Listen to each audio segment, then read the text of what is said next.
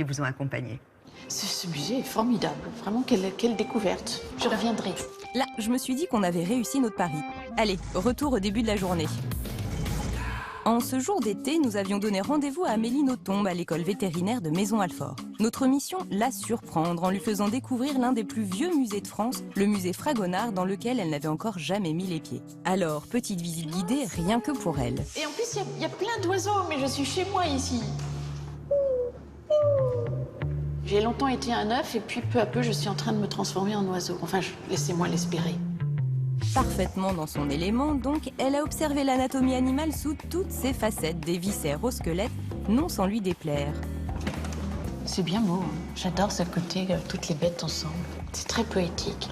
Elle s'est aussi interrogée sur toutes les curiosités baignant dans le formol. Qu'est-ce que c'est? Ce sont des parasites dans du formol, mis dans des tubes. C'est superbe. Nous connaissons tous des parasites, mais ils sont pas dans le formol.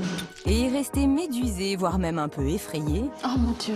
devant les monstruosités en tout genre. La peur est un excellent sentiment qu'il ne faut en aucun cas rejeter. Il faut l'intégrer et le vivre régulièrement. Bref, une visite pleine de surprises qui l'a conduite tout droit au XVIIIe siècle, dans un cabinet de curiosités où trônent les renommés écorchés de Fragonard. Magnifique. C'est un vrai corps humain. Ce sont de vrais corps humains, préparés à partir d'un mélange de résine et de graisse. C'est fou. À l'époque, on avait le droit de faire des choses À pareilles. l'époque, on avait le droit. Alors la légende raconte que la personne que vous voyez là était la fiancée de Fragonard, exhumée parce qu'il y avait eu suspicion d'empoisonnement. C'est gothique. Complètement. C'est le musée le plus gothique de tous les temps. J'adore. Aujourd'hui, ça choquerait. Mais c'est une histoire d'amour. Moi, ça me choque infiniment moins que Voici, par exemple. Dans quelle position vous aimeriez qu'on vous immortalise?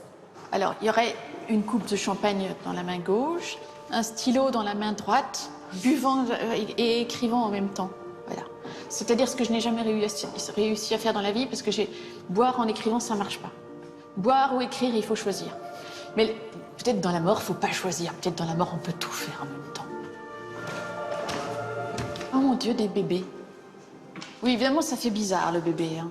Tout est dans l'intention. Je ne sens aucune intention dégradante ici. C'est un cabinet de curiosité. Il y a une vraie curiosité et il n'y a pas de honte à avoir cette curiosité vis-à-vis de la mort.